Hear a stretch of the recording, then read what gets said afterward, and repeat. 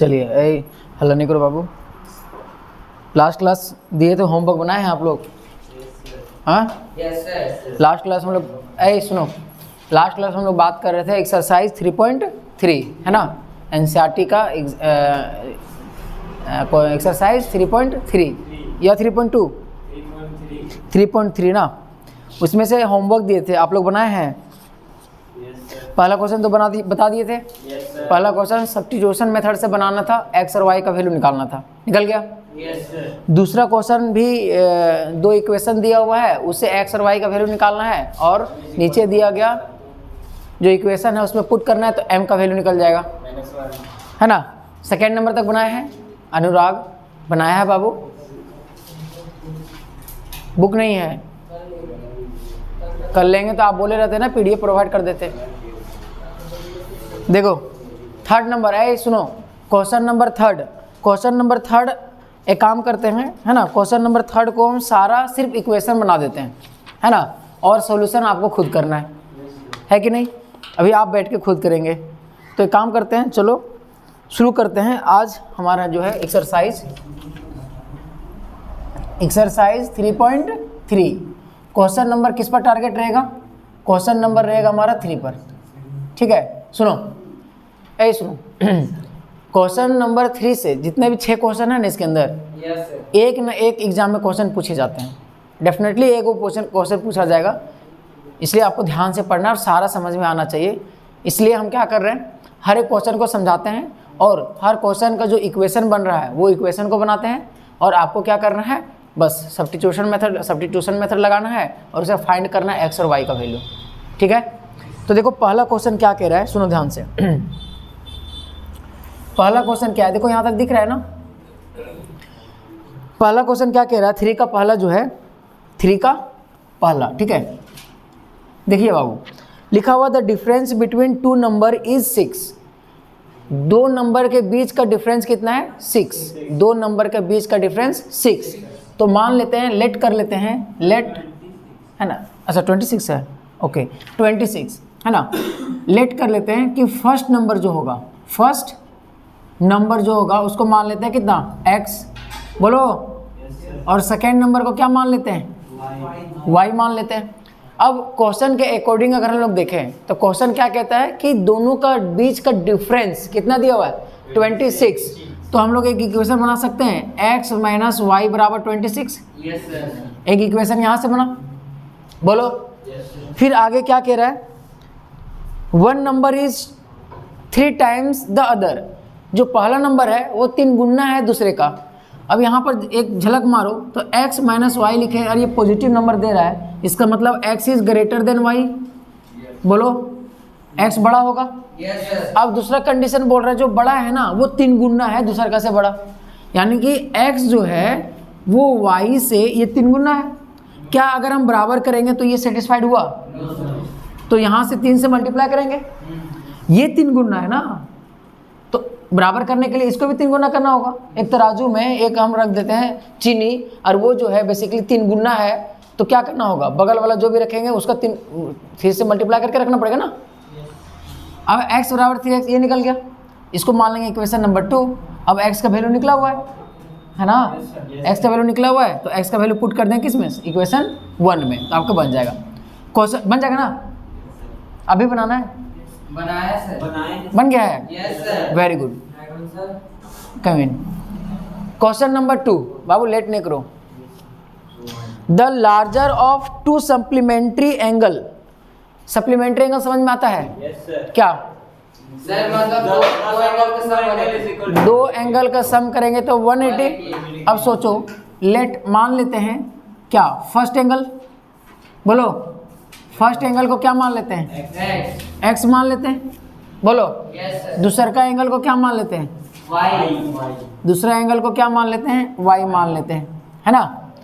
अब हमको क्या पूछा है, देखो the larger of 2 supplementary angle, है ना, exceed the smaller by 18 degree. समझ में आ रहा है कुछ? Yes sir. देखो इन दोनों का सबसे पहली बात इक्वेशन क्या बनेगा, सबसे पहले हम लोग जानते हैं कि सप्लीमेंट्री एंगल जो है वो दोनों को जोड़ेंगे तो कितना आएगा? 180। ये पहला इक्वेशन बन गया। दूसरा बोला है कि जो लार्जर है ना, जो लार्जर नंबर है ना, एंगल एक्सीड द स्मॉलर, मतलब लार्जर जो नंबर है वो बड़ा है 18 ज़्यादा। जैसे मान लिया जाए इस केस में अगर हम मान लें x is greater than y, x is greater than y, तो बताओ x बराबर अगर हम y लिखें तो क्या ये पॉसिबल है? ये तो गलत ना हो गया। बोल रहे हैं x जो है ना 18 ये ज़्यादा है, तो फिर भाई इक्वेट करने के लिए 18 इधर लगाना होगा, है ना। एक्सीड मतलब ज़्यादा, है ना, बड़ा। तो y प्लस कितना हो जाएगा 8। अब x का वैल्यू निकल गई है, अब इसको पुट कर देंगे इसमें, तो x का y का वैल्यू निकलेगा। अब फिर इसी y का वैल्यू पुट कर देंगे इसमें या इसमें, x का वैल्यू निकल जाएगा। बोलो है ना। ये हो गया क्वेश्चन नंबर सेकंड। अरे बोलो बन जाएगा ना, इतना तो मेहनत कर सकता है ना। अब क्वेश्चन नंबर 2 हो गया। अब यहाँ देखो क्वेश्चन नंबर 3, सुनो क्वेश्चन नंबर 3 क्या कहता है। Question number 3, the coach of a cricket team का जो कोच है बाय 7 बैट्स, 7 गो बल्ला खरीदा, 6 तो बॉल खरीदा और पैसा कितना लग गया 3800 रुपया। तो यार आप कॉस्ट निकाल लो ना बैट का, पहले हमको तो पता नहीं है तो मान लेते हैं, वेरिएबल मान लेते हैं। तो लेट यहाँ लिखेंगे लेट द, है ना, कॉस्ट, है ना, प्राइस ऑफ बैट, ठीक है। कौन बोला? कॉस्ट प्राइस का मतलब पता है क्या होता है? जो खरीदते हैं, हाँ सीपी हो गया। कॉस्ट प्राइस का मतलब क्या हो गया?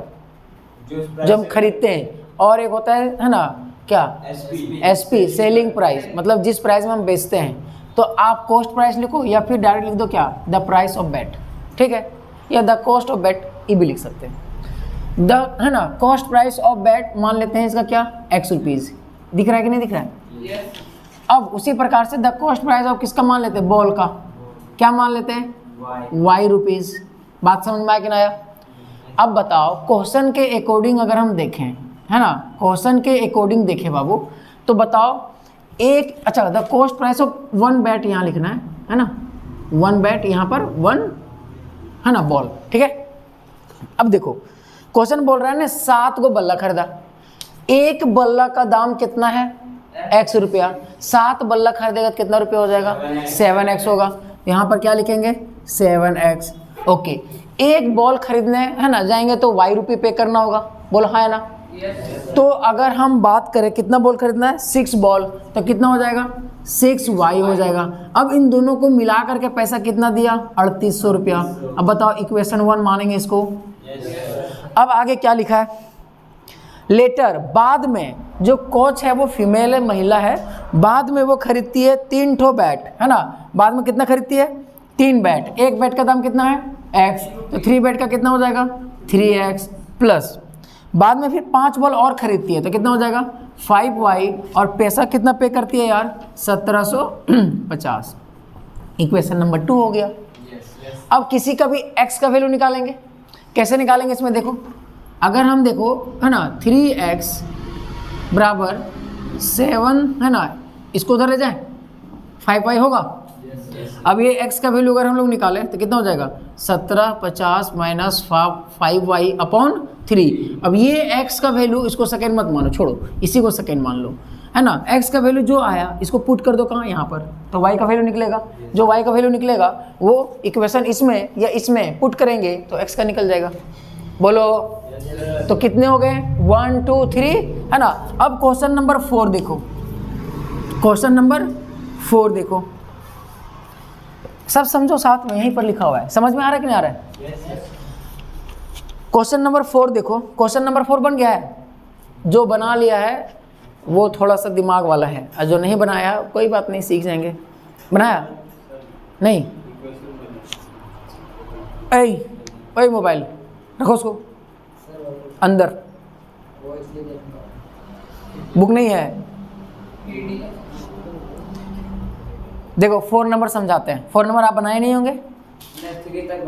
देखो 4 नंबर सुनो ध्यान से समझना, ये थोड़ा एग्जाम में यही इंपॉर्टेंट है, ठीक है। देखो क्या लिखता है, the taxi charges in a city consist of fix charge together with the charge for the distance covered. क्या कह रहा है, एक सिटी में, ऐसे तुमको पता होगा यार, कहीं भी अगर घूमने के लिए गया होगा, है ना, तो आप कैब भी बुक करते कि नहीं, अरे बोलते हैं चलो यहाँ घुमा ले जाओ, वहाँ ले जाओ, फिर पैसा उसके अकॉर्डिंग देते हैं। लेकिन ये ऐसा सिटी है ना, वहाँ पर दो तरह का चार्जेज है, एक फिक्स चार्ज है, एक क्या है, फिक्स चार्ज है, और दूसरा पर किलोमीटर के हिसाब से चार्ज है। सुनो ध्यान से, दो तरह का है ना चार्ज है, एक फिक्स चार्ज और दूसरा पर किलोमीटर के हिसाब से पैसा लगेगा।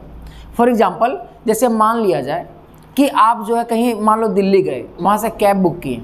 अब उस कैब का रूल है कि अगर आप बुक करेंगे तो आपको पहले इतना देना होगा, फिर जितना किलोमीटर जाएंगे उसके हिसाब से 55 रुपये लगेगा। जैसे बुक कराएं तो आपको लगा 100 रुपया, और 100 रुपये लग गया, लेकिन एक भी किलोमीटर उसमें से गए नहीं है, बस वो फिक्स चार्ज है आपको बुक कराने का। लेकिन अगर जैसे है ना 1 किलोमीटर जाएंगे तो 5 रुपया, 2 किलोमीटर जाएंगे तो 10 रुपया। बात समझ में आया? तो ये है फिक्स चार्ज, और है ना अकॉर्डिंग टू पर किलोमीटर का चार्ज है। द टैक्स, फिर से पढ़ते एक बार सुनो, the taxi charges in a city consist of fix charge together with the charge for the distance covered. समझ में आया कि एक टैक्सी जो है फिक्स चार्ज को चार्ज करता है और जितना डिस्टेंस कवर करेंगे उसके अकॉर्डिंग पैसा लेता है।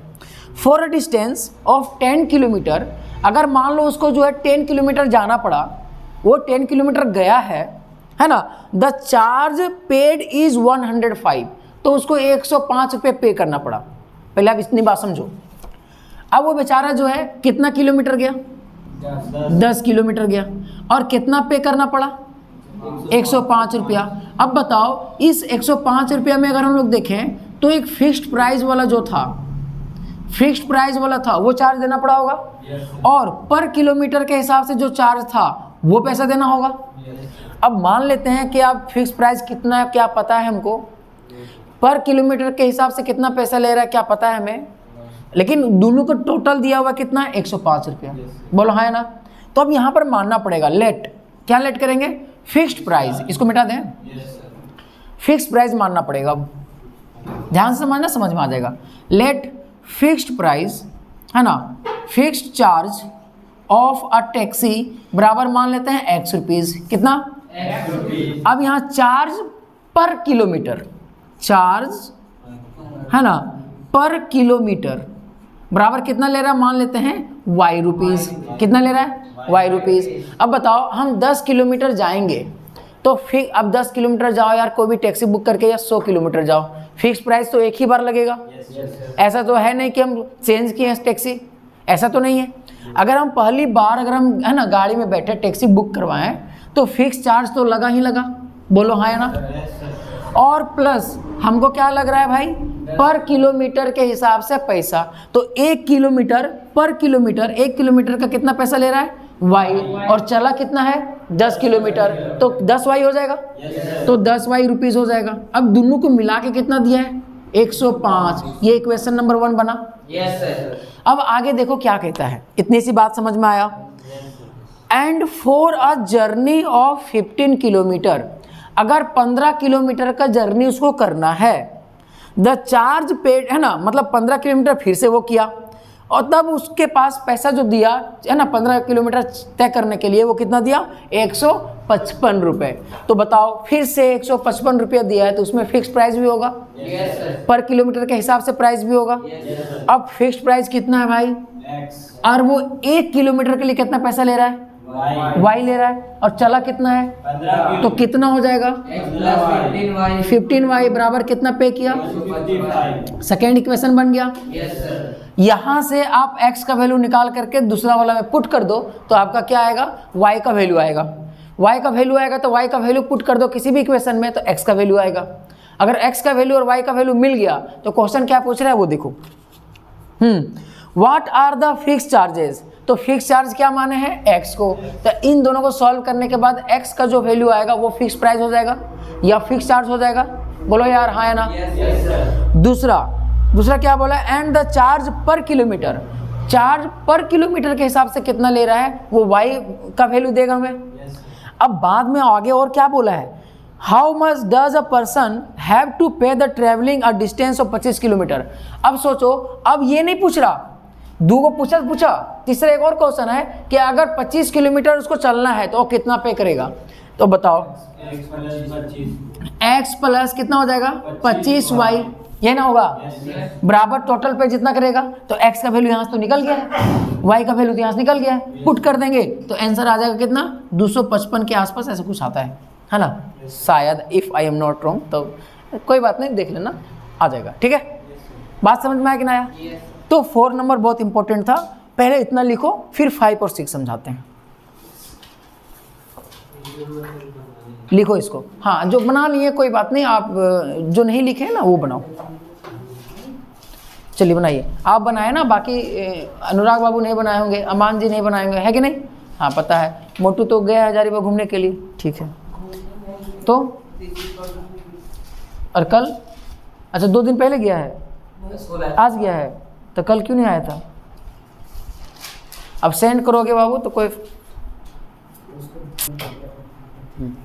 चलो इसको मिटाते हैं, बन गया ना सारा, है ना। और जो YouTube में देख रहा है सब क्या करना है, 1 2 3 4 चारों को सॉल्व करके क्या करना है, कमेंट में लिखना है, ठीक है। x और y का वैल्यू, क्वेश्चन नंबर 1 का सर x का वैल्यू ये आया है, y का ये आया है, ठीक है। करना जरूरी है, ऐसा नहीं देखने से, देखो एक बात बताऊं, देखने से ना मैथमेटिक्स नहीं समझ में आता बाबू, लगेगा वाह क्या बात है, समझ में आ रहा है, लेकिन जब बनाने का टाइम आएगा ना तो फिर वही दिमाग काम नहीं करेगा। मैथ्स का मतलब है प्रैक्टिस, जितना आप प्रैक्टिस करेंगे उतना ज़्यादा आप सीखेंगे, ठीक है। अब देखो, अब क्वेश्चन नंबर 5, क्वेश्चन नंबर 5, 3 का क्वेश्चन नंबर 5 है ना, ये रोमन नंबर में से 5 लिखा हुआ है। अब देखो क्वेश्चन क्या कह रहा है, सुनो ध्यान से,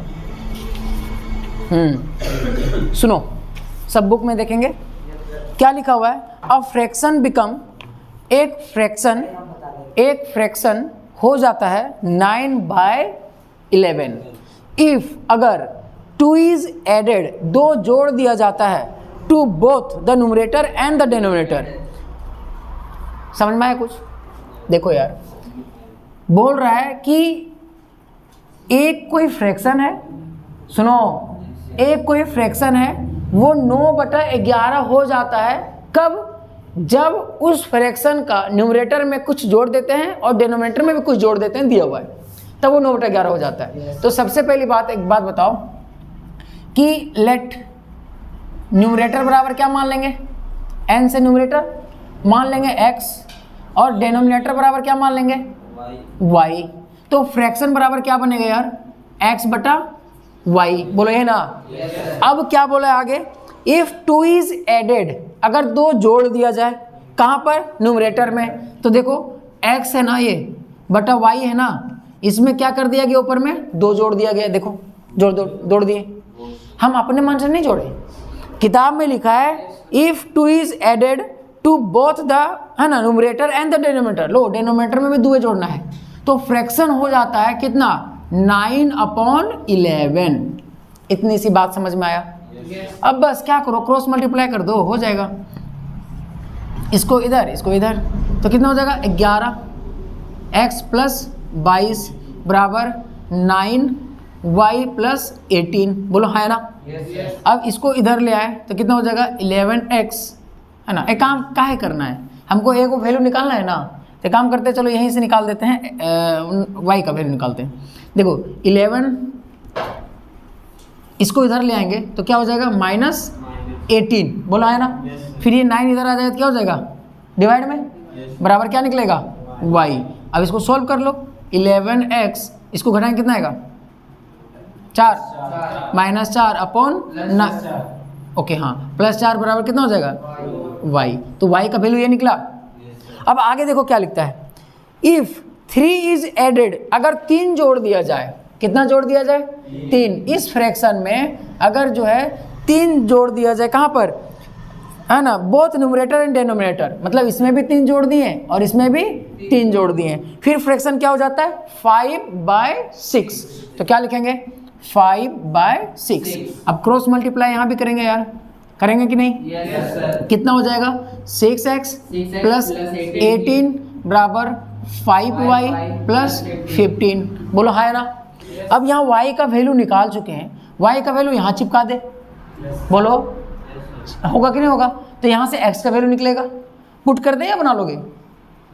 चलो अभी फटाफट बनाओ और आप लोग कमेंट करके बताओ। चलो लिखो, जल्दी बनाओ।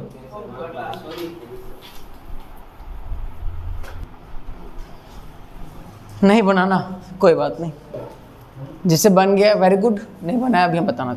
देखो सुनो ध्यान से, कुछ नहीं करना है।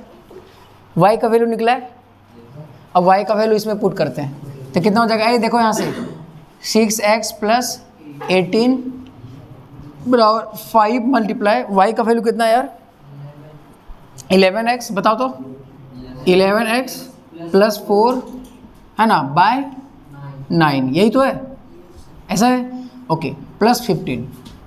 अब देखो 6x को 6x लिखते हैं प्लस 18 को 18 लिखते हैं बराबर, इसको अगर हम मल्टीप्लाई कर दें कितना हो जाएगा 55 होगा ना, और यहाँ पर कितना हो जाएगा 20/9 प्लस कितना हो जाएगा 15। कोई दिक्कत। अब देखो 6x को रहने दिए प्लस 18 का 18 बराबर, अब अगर हम एलसीएम ले लें तो नीचे कितना आएगा 9 आएगा, बोलो। अब ऊपर में कितना आएगा 55x + 20 और प्लस इसको गुना कर देंगे तो कितना आ जाएगा 9 × 5 = 45, 4 9 और 4 13, है ना। अब ये देखो ध्यान से, ये वाला इधर आएगा तो इससे भी मल्टीप्लाई होगा, बोलो कितना हो जाएगा 9 × 6 कितना हो जाएगा हैं 9 36 लिखा है गधा, है ना। कितना आएगा 54x प्लस इसको मल्टीप्लाई करेंगे कितना आएगा 9 × 72 2 7 1 162, देखो बराबर कितना हो जाएगा 55x + 20 + 135। देखो एकदम बच्चा जैसे सॉल्व कर रहे हैं, एकदम एक एक स्टेप कहीं ऐड नहीं कर रहे हैं। अब ऐड करते हैं 54x + 162 = 55x, इन दोनों को जोड़ देंगे कितना आएगा बोलो 155। कोई दिक्कत। इसको इधर कर देते हैं, इसको उधर कर देते हैं, कर दें। आओ यहाँ पर सॉल्व करते हैं। देखो 54x है तो यहाँ पर क्या लिखेंगे 54x, 55 को इधर कर दें, कर देते हैं कितना हो जाएगा -55x बराबर इधर कितना है 155 माइनस 162। दिख रहा है कि नहीं दिख रहा है यहाँ तक? दिख रहा है? कट रहा है क्या? अब आगे देखो, इसको अगर हम सॉल्व कर दें कितना आएगा -x बराबर, इसको सॉल्व करें कितना आएगा -7, कैंसिल हो जाएगा तो x का वैल्यू कितना निकलेगा 7। कोई दिक्कत। अब x का वैल्यू किस में रख दो, इस इक्वेशन में रख दो, जिसको हम लोग है ना, इसको क्या माने, इसको सेकेंड मान लो, है ना, इसको मान लो फर्स्ट में रख दो, है ना। पुट करेंगे फर्स्ट में कितना हो जाएगा 11, बोलो मल्टीप्लाई 7 अपॉन कितना हो जाएगा 9, ये ना होगा बराबर, अच्छा +4 है ना, +4 बराबर कितना हो जाएगा y। अब देखो कितना आएगा 77, है ना, और 4 81/9 बराबर, अब काट देंगे कितना आएगा y बराबर 9 आएगा, यही हो गया। अब फ्रैक्शन क्या है, न्यूमरेटर अपॉन डिनोमिनेटर, तो न्यूमरेटर कितना आया, न्यूमरेटर किसको माना है x को, x कितना आया यार 7 अपॉन क्या हो जाएगा 9, तो फ्रैक्शन विल बी 7/9। बात समझ में आया? चलो फटाफट स्क्रीनशॉट लो और तुम लोग लिखो फटाफट। नेक्स्ट क्वेश्चन बताते हैं, जल्दी लिख। चलो एक क्वेश्चन और बच गया 6, फटाफट ख़त्म करते हैं, फिर आज इस वीडियो को यहीं एंड करेंगे और आप लोगों का क्लास भी, ठीक है। लिख लिया ना बाबू? देखो क्वेश्चन नंबर 6 क्या कह रहा है, ये 6 क्वेश्चन आप लोग पहले बना चुके हैं, ठीक है। बस थोड़ा सा फिर भी इक्वेशन हम बना देते हैं, बाकी आप सॉल्यूशन करेंगे, ठीक है। देखो क्या लिखा है, सुनो क्वेश्चन नंबर 6 क्या है, 5 ईयर हैंस, 5 ईयर हैंस मतलब 5 साल बाद, है ना। 5 year hence the age of Jacob will be the 3 times of his son. देखो 2 को यहाँ है, एक उसका पापा है, एक बेटा है ना। तो लेट कर लेते हैं कि प्रेजेंट, पी से प्रेजेंट, देखो इधर पी से, ए से age, present age of Jacob, है ना। जेकब नाम है यार लड़का का, उसका मान लेते हैं x ईयर, बोलो। और present age of his son, his son क्या मान लेते हैं, y ईयर मान लेते हैं, बोलो। अब क्वेश्चन क्या कहता है कि 5 ईयर हैंस, 5 साल बाद, है ना।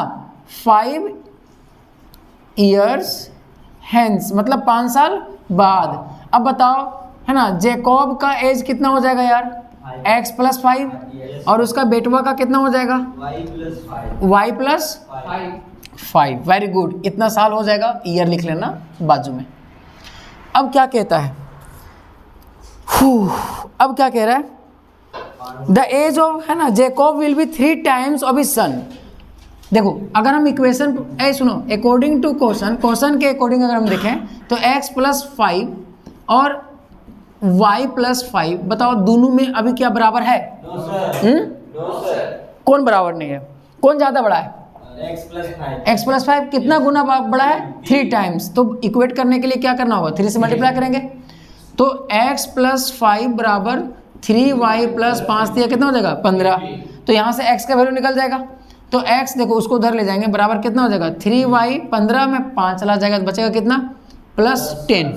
तो ये इक्वेशन नंबर 1 मान लो इसको।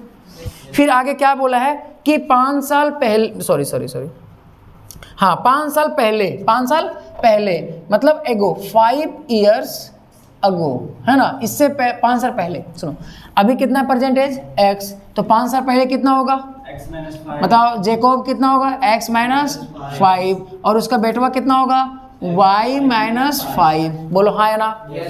अब क्या कह रहा है कि Jacob's age was 7 times that of his sun.